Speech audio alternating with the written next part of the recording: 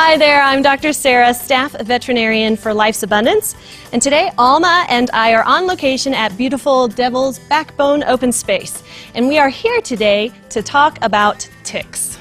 In the past 20 years, tick populations have exploded in North America, and where once people were most concerned with fleas or heartworms, now the main concern is often ticks. Whether it is due to climate change, people moving into areas previously uninhabited, or increased numbers of wildlife, the bottom line is that ticks are a problem in both urban and rural areas, and pet parents like you need to know how to protect yourself and your pet from these creatures. Ticks are not insects, they are arachnids, and they have several life stages. There are 7 main species in the U.S., and all of them can infest dogs, cats, and people. Ticks wait for host animals from the tips of grasses and shrubs. When brushed by a moving animal or person, they quickly let go of the plant and climb onto the host. Ticks can be active when ground temperatures are about 45 degrees Fahrenheit, and they cannot jump or fly, only crawl. A dog can have several ticks and not be bothered at all because when ticks bite, they first secrete an anesthetic material that numbs the skin so that the host doesn't know that it has been bitten. Ticks are not just a problem in rural areas. In major urban settings in the southern states, the brown dog tick is commonly reported because it is known to infest homes.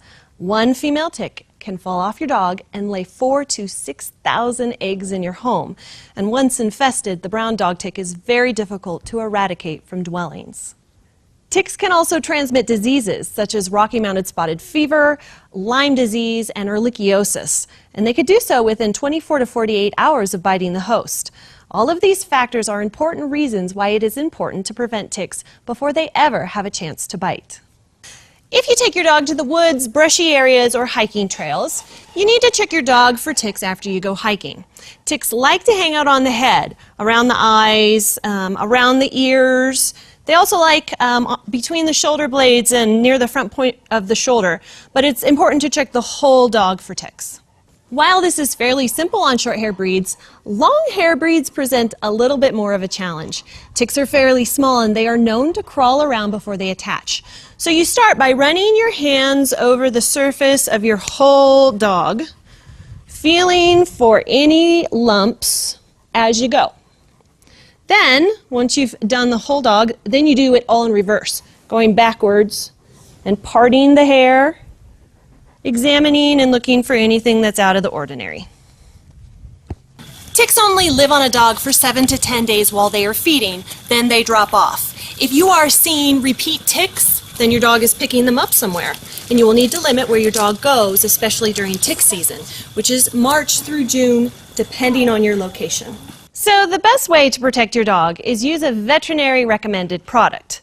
I recommend the products that use neurotoxins. My favorite are the Preventic collars because they can be put on your dog over a bandana and used on an as-needed basis.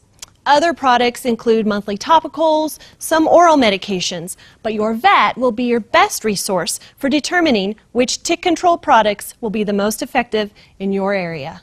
Please note that some tick products can be used on both dogs and cats, and some cannot. Most of the over-the-counter products are dog-specific and can be lethal to cats, and generally speaking, they are not as effective. When it comes to ticks that can transmit disease to you and your pets, I only recommend products that will be effective. If your pet acquires a tick, use a pair of fine-tipped tweezers to grab the tick by the head or the mouth parts right where they enter the skin, and without jerking or twisting, pull firmly and steadily directly outwards. It may take a few moments, but the tick will dislodge. Using methods such as covering the tick with petroleum jelly or applying a hot match will not cause the tick to back out. In fact, these methods can cause the tick to leave more disease-carrying saliva in the bite wound. Ticks cannot be killed by flushing down the toilet. Instead, place the tick in a jar of alcohol and clean the wound with some triple antibiotic ointment. If you don't know whether the tick or your dog needs to be tested for disease, check with your local veterinarian. Again, he or she is the best resource for diseases that are endemic to your area.